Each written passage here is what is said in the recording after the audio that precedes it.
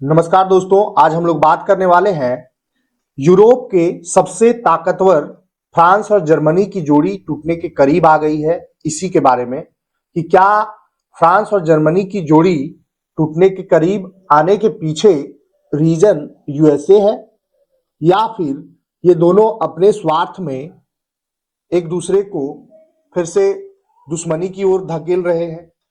ये वाकया जो है द्वितीय विश्व युद्ध के बाद से जर्मनी और फ्रांस यूरोप की सबसे ताकतवर जोड़ी मानी जाती रही है, लेकिन अब इसमें दरार आने लगी है। यूरो न्यूज के मुताबिक जर्मन चांसलर फ्रेडरिक मर्ज अब इटली की दक्षिणपंथी प्रधानमंत्री जॉर्जिया मेलोनी के साथ दोस्ती बढ़ा रहे हैं। मर्ज ने इसका इशारा दावोस में वर्ल्ड इकोनॉमिक फोरम के मंच से किया था। उन्होंने कहा कि 23 जनवरी को रोम में होने वाली इटली जर्मनी समिट में वह और मेलोनी मिलकर यूरोपीय यूनियन को बेहतर और अलग तरीके से चलाने के लिए कुछ नए सुझाव सामने रखेंगे। अमेरिकी वेबसाइट द पॉलिटिको के मुताबिक मर्ज मेलोनी दोनों ही दक्षिणपंथी सोच वाले हैं, अमेरिका के साथ रिश्तों को जरूरी मानते हैं और ट्रंप के साथ टकराव से बचना चाहते हैं। अब समझिए बात को। मर्ज और मेलोनी दोनों चाहते हैं कि अमेरिका के साथ में डायरेक्ट भिड़ंत ना हो और किसी भी तरह का ट्रेड टैरिफ डील से बचे रहे। इसके अलावा दोनों की फ्रांस के राष्ट्रपति इमैनुएल मैक्रों से कुछ न कुछ नाराजगी भी रहती है। यही वजह है कि पहले जर्मनी यूरोपीय नीति तय करने के लिए फ्रांस की ओर देखता था, लेकिन अब व्यापार, उद्योग और अमेरिका से रिश्तों जैसे मुद्दों पर आगे बढ़ने के लिए इटली के साथ खड़ा दिख रहा है। ये आप पिक्चर में देख रहे होंगे कि कैसे एक दूसरे से दोस्ती और हंसी भरा एक दूसरे को देख रहे हैं। ट्रेड डील से फ्रांस जर्मनी के बीच मनमुटाव बढ़ रहा है। रिपोर्ट के मुताबिक मर्ज का मेलोनी की ओर झुकाव आंशिक रूप से फ्रांस से नाराजगी की वजह से है।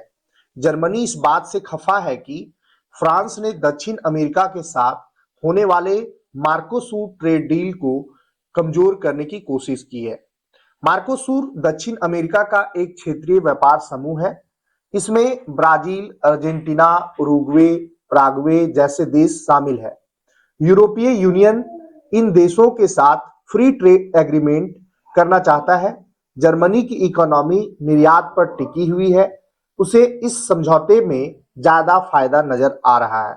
वहीं फ्रांस इस समझौते का विरोध कर रहा है। फ्रांस में किसान बहुत बड़े राजनीतिक ताकत रखते हैं। किसान संगठनों को लगता है कि दक्षिण अमेरिका से सस्ता अनाज, डेयरी, बीफ के आयात से उनकी इंडस्ट्री तबाह हो जाएगी। मैक्रो सरकार को किसान के नाराज होने का डर है। इस वजह से वे मार्कोसूर डील को टाल मटोल कर रहे हैं। जर्मनी का कहना है कि सालों की बातचीत के बाद यह समझौता तैयार हुआ, लेकिन फ्रांस घरेलू राजनीति और किसानों के दबाव में इसे रोक रहा है। फाइटर जेट प्रोजेक्ट को लेकर भी विवाद दोनों के बीच में बढ़ा है। मार्कोसूर के अलावा दोनों देशों के बीच 100 अरब यूरो यानी कि 10.7 लाख करोड़ के एक फाइटर जेट प्रोजेक्ट को लेकर भी विवाद है। इस प्रोजेक्ट का नाम फ्यूचर कॉम्बैट एयर सिस्टम है। यह एक पूरा एरियल वॉरफेयर सिस्टम है।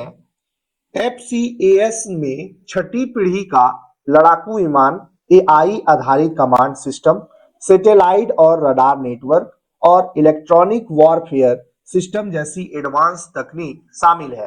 यह सिस्टम 2040 के बाद फ्रांस के राफेल और जर्मनी स्पेन के यूरोफाइटर की तरह जगह लेने वाला है। तीन देशों के इस प्रोजेक्ट में फ्रांस और जर्मनी के बीच मतभेद है।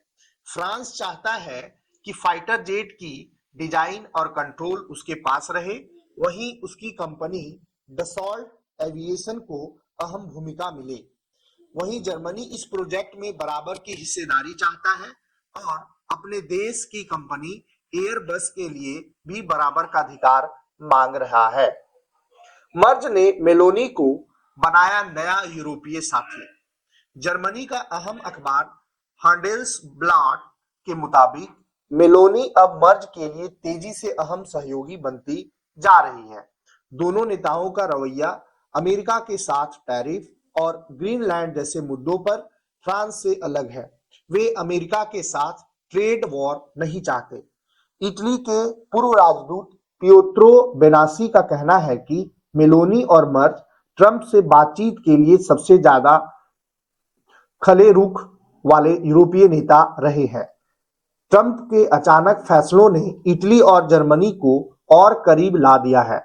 मेलोनी के सहयोगी नेताओं का आरोप है कि मैक्रो ट्रंप के मामले में दो चेहरे दिखाते हैं।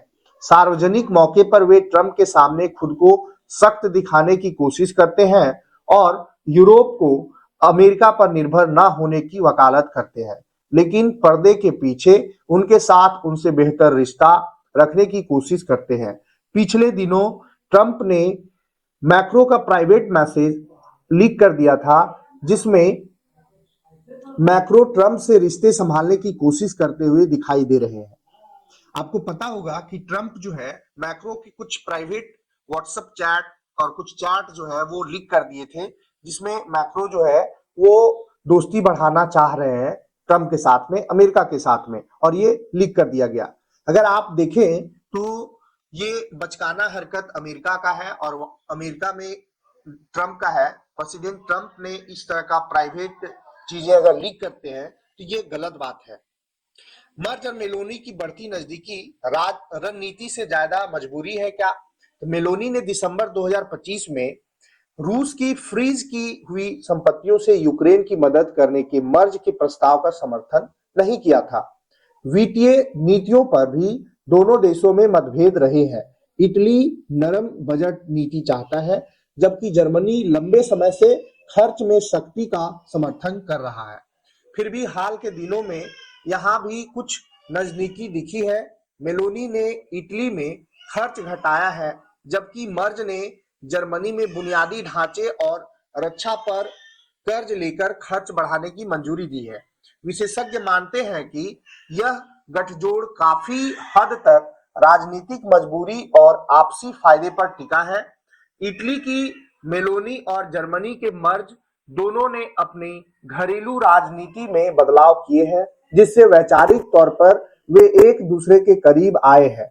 हालांकि पूर्व राजनीतिक स्टेफानो स्टेफानिनी चेतावनी देते हैं, यह गठबंधन राजनीतिक से ज्यादा तात्कालिक है। हर मुद्दे पर दोनों हमेशा साथ नहीं रहेंगे। मेलोनी ने समझ लिया है कि जब फ्रांस और जर्मनी के बीच तनाव है तो जर्मनी के करीब आने का यह सही वक्त है। इस तरह से जर्मनी और फ्रांस का जो दूरियां हैं वो बढ़ती जा रही है। अब समझिए कि आगे इसका किस तरह से फायदा उठाता है यूएसए। वैसे भी पूरा दुनिया में तहस नहस करके रखा हुआ है और वो एक ही मात्र देश है। कहीं से भी किसी को भी उठा लेना, किसी के गृह युद्ध करवा देना, किसी देश में अशांति फैला देना, वो अभी एक ही देश ऐसा कर रहा है। इसलिए कर रहा है क्योंकि वो नहीं चाहता कि दुनिया के अदर देश आगे बढ़े और उनका एक कॉम्पिटिटर खड़ा हो। इसलिए वो जब आगे कोई देश बढ़ना चाहता है उसको वहीं कुचल दिया जाता है। ये अमेरिका की नीति रही है और इसी नीति पे अमेरिका आगे बढ़ रहा है। धन्यवाद।